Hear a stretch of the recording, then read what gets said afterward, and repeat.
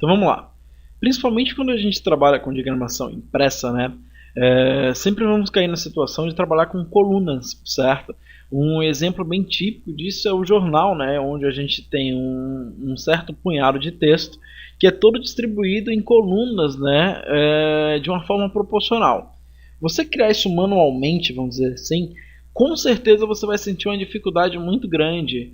E até o porquê de eu estar falando isso é devido a muita gente até perguntar, pô, tudo que o InDesign faz eu consigo fazer em outros softwares como Illustrator, Photoshop, Core e por aí vai. E realmente eu não discordo isso de ninguém, eu até falo, não, realmente, você consegue fazer basicamente tudo, né? Não quase tudo, vamos dizer assim, mas boa parte das atividades que você desenvolve com InDesign você consegue desenvolver em outros programas.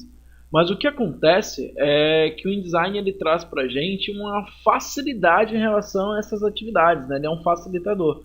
Entre várias dessas facilidades que vocês vão perceber, uma delas é já fazer a criação do documento com colunas, onde por padrão o InDesign ele cria o documento com uma única coluna, e essa coluna ela depende completamente dessa propriedade chamada de Guilder.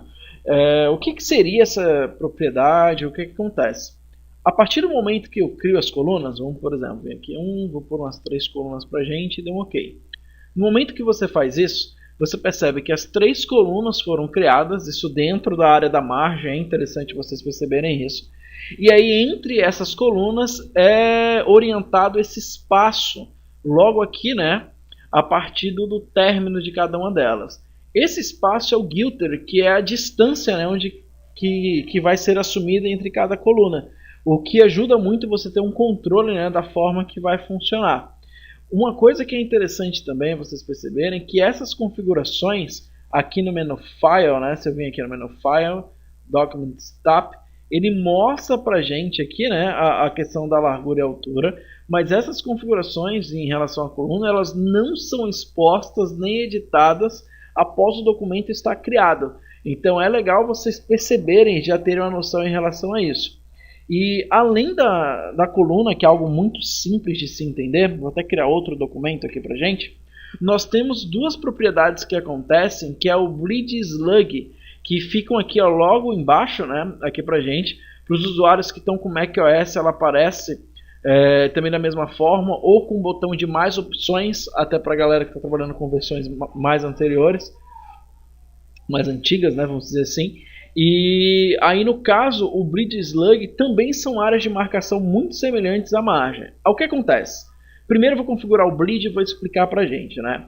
O Bleed ou a sangria, como todo mundo conhece, é aquela área que comercialmente é chamada de área de corte, que é a área onde você pode muito bem pegar o que você fez a impressão, tal, o que foi impresso, e a partir do momento do recorte com a guilhotina ou algo parecido, aquela área se retirada, ela não vai fazer falta no nosso elemento.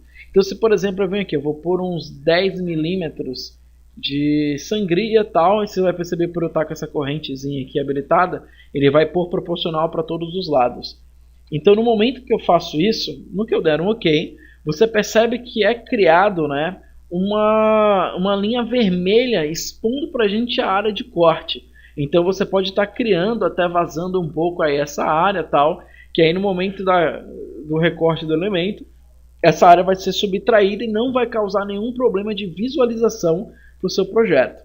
Mas além disso, além dessa área de corte, como a gente costuma chamar, a sangria também é responsável em estar posicionando para a gente, ou dando uma noção para o cara que está desenvolvendo, a área que é chamada de pinça, a pinça da impressora. É algo que pouca gente até comenta, tal, mas é interessante vocês terem noção. O que acontece?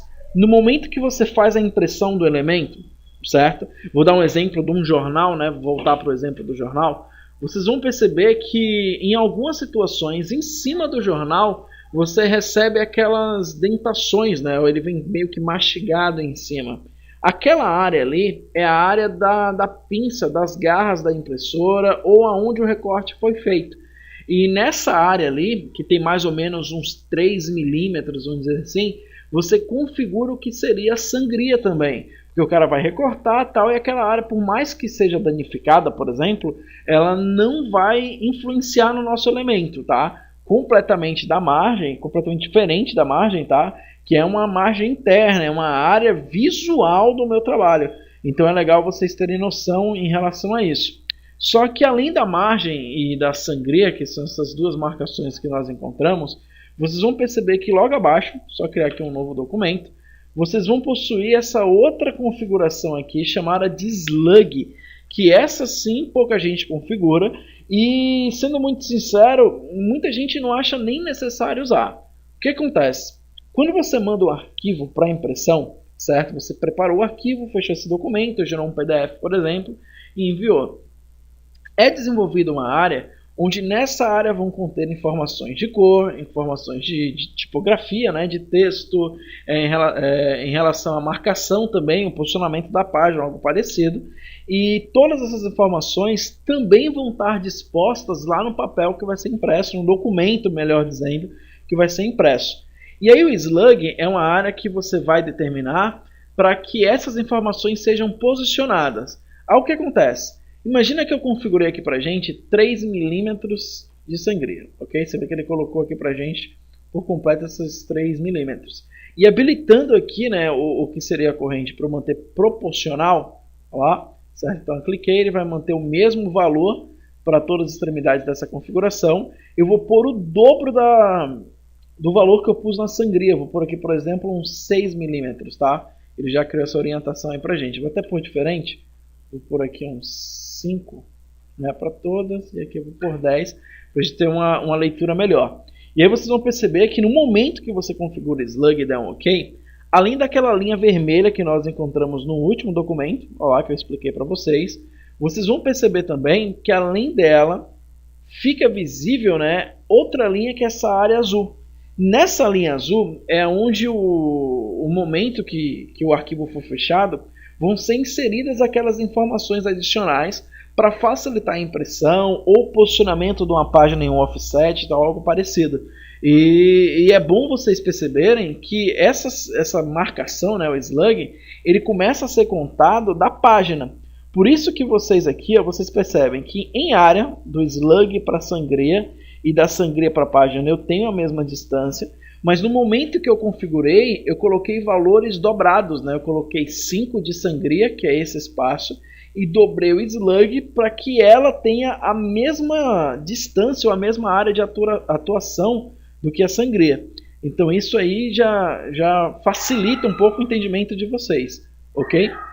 Então, tá aí esse controle, essa ideia de como vai funcionar, tá? E aí na próxima aula já começa a trabalhar gerando elementos para vocês, ok? Então, até a próxima.